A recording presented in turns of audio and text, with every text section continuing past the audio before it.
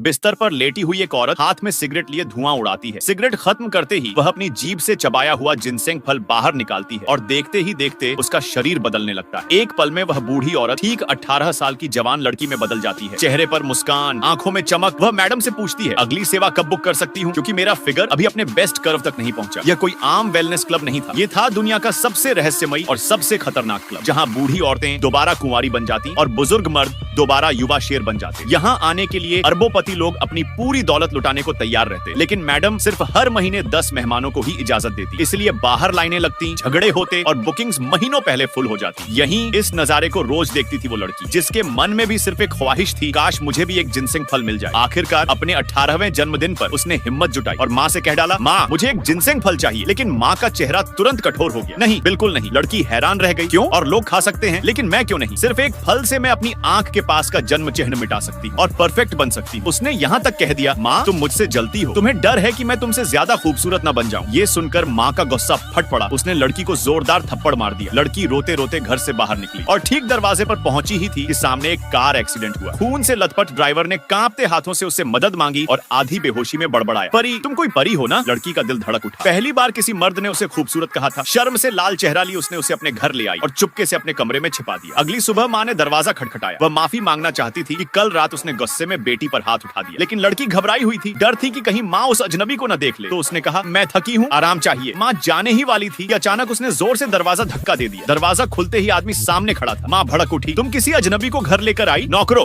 इसे बाहर फेंको। लेकिन तभी आदमी की आंखें खुली। उसकी हालत देखकर माँ का रवैया अचानक बदल गया। उसने नौकरों को रोका और कहा, आज शाम इसे थेरेपी रूम में ले जाना। इसे 2 जिनसेंग फल दिए जाएंगे, लेकिन बेटी को सख्त चेतावनी दी, सिर्फ उसे और कभी खुद चोरी करने की कोशिश मत करना। शाम को लड़की उसे थेरेपी रूम तक ले गई। क्योंकि कुंवारी लड़कियों का वहाँ प्रवेश वर्जित था, वह बाहर ही इंतजार करने लगी। दरवाजा खुला, अंदर से सफेद धुआं बाहर निकला। आदमी चक्कर खाता हुआ अंदर चला गया। जब वह फिर से जागा तो उसने पाया उसके सारे घाव गायब हो चुके थे और उसका शरीर एकदम जवान और मजबूत हो गया था। यह चमत्कार देखकर उसकी आंखें खुली की खुली रह गई। वह लड़की से बार बार फल का राज पूछने लगा, लेकिन वह सचमुच कुछ नहीं जानती थी। तभी कमरे में माँ आई। लड़की बाहर चली गई तो आदमी ने माँ के करीब जाने की कोशिश की, लेकिन माँ ने ठंडेपन से कहा, तुम्हारे घाव ठीक हो चुके हैं, अब बिल भरो और निकलो।